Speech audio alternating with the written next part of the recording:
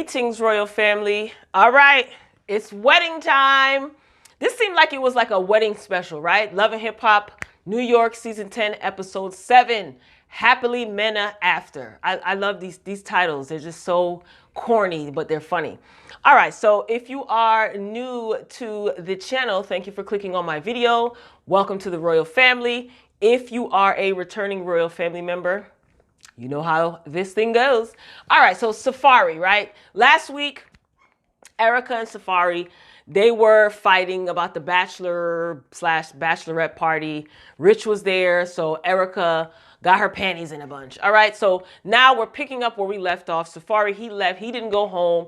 He went to his mother's house, but he showed up at Yandy's house, I guess, the next morning. So he stops by to vent, and he said he is tired of, he's basically tired of Erica's disrespect. And I feel it's about time that he has feelings about her disgusting behavior. Now, Yandy did give him some good advice, okay? Yandy showed up with her bonnet and her hot dog rollers. She opened the door and, you know, she's giving him some sound advice. She says, because Safaree says, look, he didn't see the woman that he proposed to. He doesn't feel like how he felt when he first proposed to her. And Yandy's telling him that if you think that it's always going to be the same feeling that you had when you proposed to her all throughout your marriage, like all day, every day, then you aren't ready to get married. And that's true. You know, it's not always going to be fun and romantic.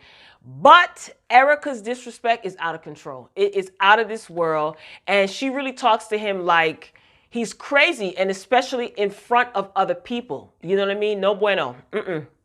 No bueno. And I remember Papoose saying that, you know, Erica is hurt and he's just, I think Safaree's just going to have to love her the right way. And yeah. I get all of that. There are a lot of people walking around hurt who choose not to inflict disrespect and pain on other people. So I'm not here for it. If you're hurt, go to counseling or go to church, or you're famous, hit up Iyanla. But I personally don't like the way that she talks to Safaree. And Safaree, I don't like the fact that you let her speak to you like that. Moving along. So Erica spends the night at Remy's. Okay, first of all, okay, does Remy rock with Erica like that? Like, am I missing something? And if they do, since when? So Remy looked like she was not at all interested in what Erica had to say. She's just like, So Erica's gripe is that, you know, Rich has tarnished her reputation, and she expects Safaree to pretty much keep up the beef that she has with Rich. And she even said it. She knows that Safaree is not confrontational. So if you know that, then what's the problem? And Erica, girl, grow up. You were responsible for things going south with Rich just as much as he was. Like, let's not do that. Like, let's stop playing the victim role. Yes, Rich is a sleazeball, but it was 50-50. You were just as much as responsible for the deterioration of that working relationship, romantic relationship, and friendship. So let's just get over it. So Remy is just, at this point, I don't even remember what she told her, but she's pretty much just wasting good advice, in my opinion. Moving along, Kimbella. Okay, we see her back. We didn't see her last episode. So she is blaming the legal system for Juelz being locked up. Now, she called his weapons charge. Okay, don't know if you guys heard the story, but Juelz was pretty much wilding. All right, she calls the weapons charge ridiculous. Her words, not mine. Ridiculous, ladies and gentlemen. So. Oh, Kimbella. So she says because Juelz is gone, you know, so is the money. Why? Why is the money gone? To me, that tells me that you, Kimbella, weren't bringing in any income. And they have 5 kids to take care of. I just don't get it. You have time to fight with Yandy and to call Yandy out and to make truces and pieces with Chrissy, but your man is gone and you said so is the money. So now you have to figure out how to bring some money in. What were you doing all these years? That fur that you had on in the episode, though, did look nice, girl. So we're moving on to wedding day. Yay, it's wedding day. So they have managed to make Safaree and Erica's storyline so darn dramatic thus far. But I get it. You know, it's just so dramatic. You know, you see Safaree, he's riding on his motorcycle in his fur, and they're trying to make it seem like we don't know if he's going to show up to the wedding. I mean, it already leaked months ago where they got married, and, you know, that the Love and Hip Hop cameras were there. So anyway, whatever. So Tahiry, she shows up. Erica's getting her makeup done, and she's being all dramatic, and she's just like, I haven't seen my fiance. I don't know if he's going to show up. So Tahiry shows up. The venue is really, really beautiful. So they're talking, and Tahiry said that she didn't know if Erica was going to show up to her own wedding because she was trying to text her and call her after the bachelorette party, and she wasn't answering her phone. So we basically have Yandy and Remy to thank for Safaree and Erica showing up to their wedding and proceeding with the wedding. Thanks, Yandy. Thanks, Remy. So Safaree's sister, Safaree shows up to the wedding. To the venue. So he has his own little suite, and he's just sitting around getting ready to get ready, and his sister shows up, and his sister gives him a rosary with his late uncle's picture in it, and it was a gift from his bride-to-be. I thought that that was extremely beautiful. He broke down crying because Safaree's uncle was murdered, I think it was last year, and he was very close to his uncle. He has gone on record saying numerous times that his uncle was his father figure in his life. And when he was murdered, you know, it really just, it just took him by surprise, and it just really affected him. Makes sense, you know, a close loved one. So when his sister came to, you know, the suite where he was, and handed him the rosary, and it had his uncle's picture in it, he just broke down crying. So I think that was like a gesture to say, like, it's still, you know, I still love you, because, you know, they didn't see each other. They haven't seen each other or what have you. Yeah, so I thought that that was beautiful. You know, I really thought that that was beautiful. And I said, wow, you know, dang, Safaree, you know. Anyway, so now this wedding venue and the venue was so beautiful. Okay, and Safaree and Erica, they both looked amazing. You know, Erica's makeup looked great. Her dress, her gown was gorgeous. Safaree looked sharp, clean, and fine. Just everything was very meticulous, and it looked classy. It wasn't gaudy. It wasn't overdone. I think that it was beautiful. It was really, really beautiful. So they all looked amazing. Great job, guys, on that. All right, let's shift gears. I was asking for Cousin Chrissy last week. She showed up. So we see Chrissy and Jim. They're in a new house. A new house, y'all. A new house. Okay. And she's talking to him like he's her favorite son, you know, talking about his marijuana usage in the house. And no, Jimmy, you shouldn't do that. It smells bad. So she kind of gives him rules. She gave him rules, right? She said there's going to be rules. And one of them is to keep the house clean. You know what? This is so sad. Like, he is a grown man. Like, Jim Jones has a son who's his son is older. He's a grown man. Like, Jim's in his, like, 40s, I think. And he has to be told by his significant other that he has to keep the house clean. That is gross. So Jim, he also has rules as well. So he wants Chrissy to burn those frumpy pajamas that she's always walking around in. He said he wants her in some negligee, right? Some lingerie. And she says she's not doing none of that. You know what I mean? So he says he hates those pajamas. Like, they are not it, girl. They are not sexy. So anyway, back to the wedding. I can't with them. Back to the wedding. So the guests are arriving, you know, little by little. And Yandy. So Yandy shows up with Jonathan. So it seems that her invite was actually approved. We see Tahiry, Jonathan, Joe.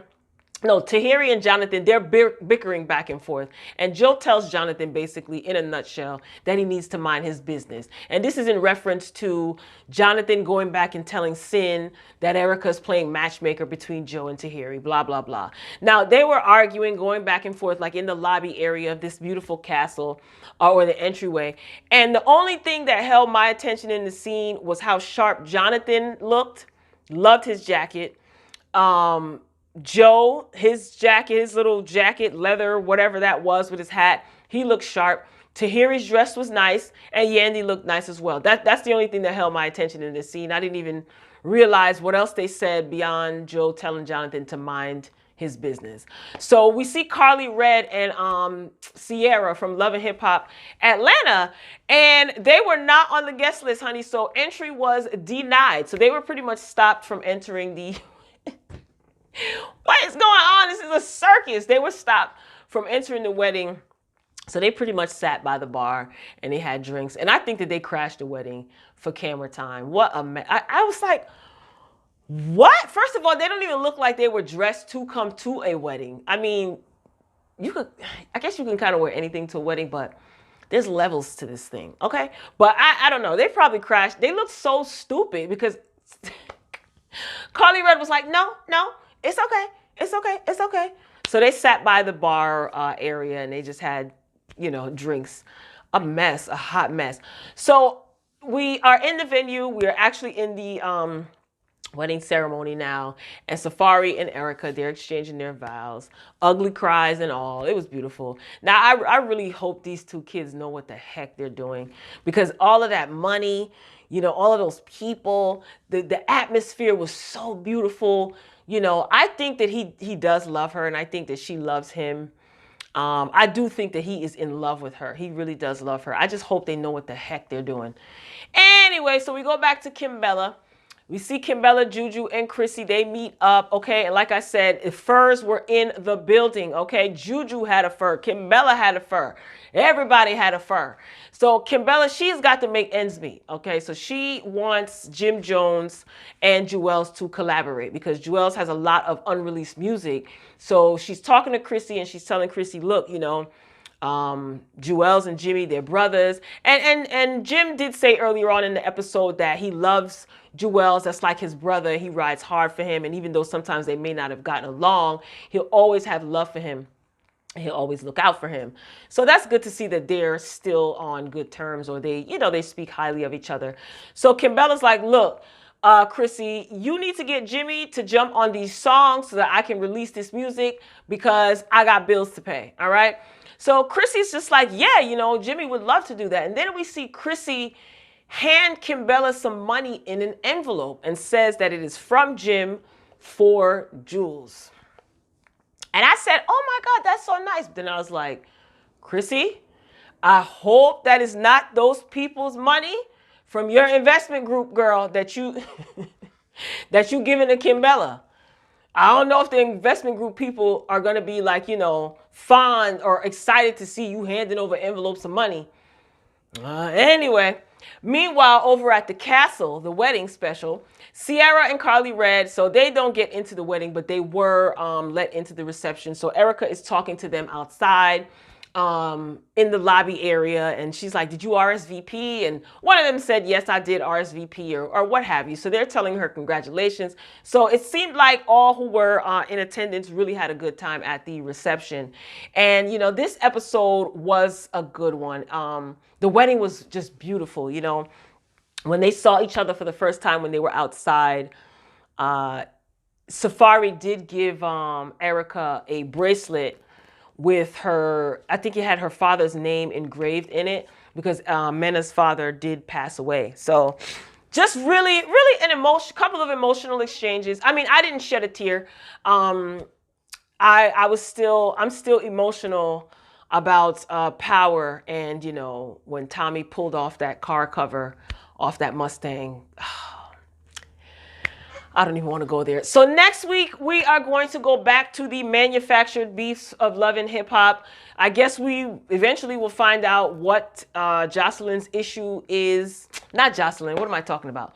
Next week, we're going to find out what's going to happen between like Sin and Tahiry. It looks like they are going to things are going to kick off between them. Who cares? Like I said, this episode was extremely beautiful. Erica and Safaree looked great. He is confident that he made the right idea, the right decision. Oh my God. So I'm rooting for them. Honestly, I am. I hope they know what they're doing. So we shall see. So we're not wishing anything bad on them. We just hope that the both of them continue to go to counseling, together and individually, and they both work hard because now they are bringing a child into the world. So this will be a sight to see. And also, I think after this, get the heck off of reality TV if you want your relationship to last. Royal family, thank you for rocking out until the end of this video. Please do me a favor and hit the like button. Hit that thumbs up button on your way out. Don't forget to get down in the comments. Let me know what you think. Did you see the episode? What do you think about Chrissy and Kimbella's relationship? You think it's going to last? We shall see. So get down in the comments. I will meet you down there. And until next time, Royal family, peace.